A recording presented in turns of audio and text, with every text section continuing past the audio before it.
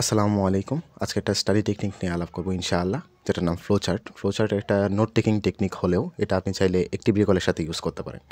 তো flow chart আমরা যারা এইচএসসিতে পড়ি তারা ইংলিশ ফার্স্ট পেপারে একটা আলাদা নংই পাই ফ্লো চার্ট। তো তাদের মোটামুটি ধারণা আছে এটা জিনিসটা কী। তো এটা মূলত একটা ঘটনা প্রবাহ। ধরেন একটা রেসিপি, কোনো একটা জিনিস বানাবেন, প্রথমে কী কী বা চা, ধরেন আমি খুব সহজে একটা উদাহরণ দিই, চা কীভাবে বানাতে হয়।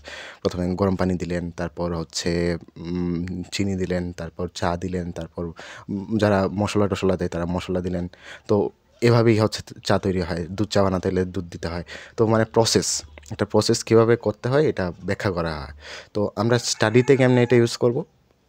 সিম্পল।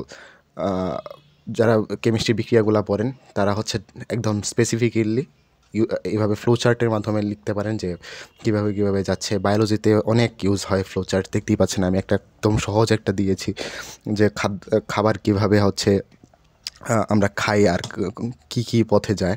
মুখ, খাদ্যনালী, পাকস্থলী, বৃহদান্ত, ক্ষুদ্রান্ত, পায়ুছিদ্র। তো অ্যাক্টিভ রিকল কেমনে ইউজ করব এটাতে। আর ইয়ারটাকে ভেঙে ভেঙে ডে পর্যন্ত কীভাবে এনেছে এটাও দেখতে পেয়েছেন, মানে প্রসেসটা। তো আমরা অ্যাক্টিভ রিকল কেমনে ইউজ করব? প্রথমে একটা বই খুললেন, পড়লেন টপিকটা পড়ে তারপর বইটা বন্ধ করলেন, একটা ফ্লো চার্ট নিজে বানানোর চেষ্টা করলেন। এটাকেই বলে অ্যাক্টিভ রিকল। মানে আপনি জিনিসটা বুঝেছেন, তারপর হচ্ছে এটা অ্যাপ্লাই করার ট্রাই করেছেন। এটাকে আবার ফাইনমেন্ট টেকনিকও বলা চলে। ফাইনমেন্ট টেকনিক নিয়ে ইনশাআল্লাহ অন্য কোনো একটা ভিডিওতে আলাপ করব। তো দ্যাটস দ্য থিং, এটাই হচ্ছে ফ্লো চার্ট। তো ফ্লো চার্টের সাথে অনেকটা সাংঘর্ষিক আবার অনেকটা মিল থাকে হচ্ছে মাইন্ড ম্যাপের। তো নেক্সট ভিডিওটা হবে আমার মাইন্ড ম্যাপ নিয়ে ইনশাআল্লাহ। তো সবাই ভালো থাকবেন। আসসালামু আলাইকুম ওয়া রাহমাতুল্লাহি ওয়া বারাকাতুহু।